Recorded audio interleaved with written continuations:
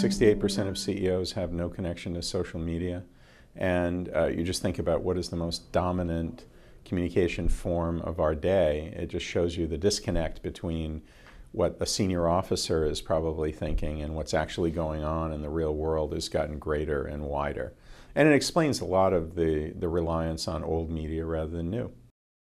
The level of trust is at an all-time low. The most recent statistics vary, but the dominant statistic is probably 10% of the people in the United States. This is believe that business balances profit in the public interest, which is a pretty good proxy for people's attitudes about business. This poll has been done for about 35, 40 years, and it went from a high of 70% of the people feeling that way in 1968 to down to 10% now.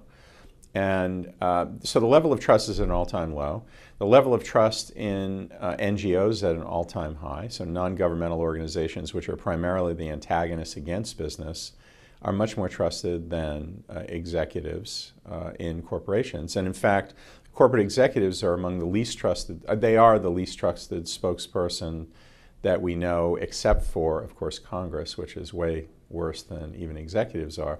The most trusted are peers. And if you just think about what that means that people trust each other more than they will any message coming from a corporate entity. So you put those things together: weak trust for the organization, weak trust for the executives, high trust for someone like me. It means that the lack of interest in social media that we talked about before is even more stark and even more of a problem today than ever before. Socrates said, to gain a good reputation, endeavor to be what you desire to appear. That would be a great way to do it. Just do the right thing more often, because usually corporations are distrusted for good reasons. They're doing things that you shouldn't trust. So it starts with that, trying to do the right thing. The second thing is understanding the value of communicating about the good things you do and seeing communication as the primary way to execute strategy in all forms throughout the corporation. And the third part of it is to make sure that you are engaged in all aspects with all constituencies. You have to therefore understand who your constituencies are, what they value, what role they play in shaping your reputation, and then try to figure out what is the message that is going to be most interesting to them that will help them to see you for what you really are, which is a great organization. If you're not a great organization, you can't expect to have a good reputation. And I find a lot of organizations would like to have a good reputation by just doing the same old stuff they've been doing for many, many years. Corporations exist at the mercy of society. You know, we have literally a license to operate in many of the businesses that operate today. So for sure, you have to be an advocate for society, and you have to be seen to be doing the right thing by the constituencies that you represent.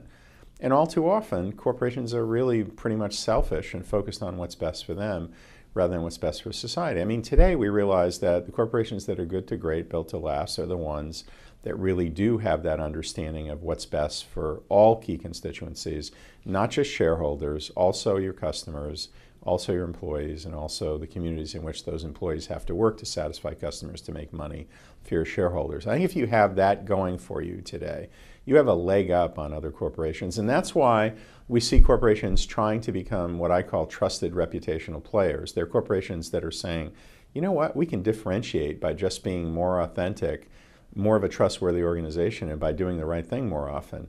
And you have one in almost every space today, and it's pretty clear that it leads directly to value.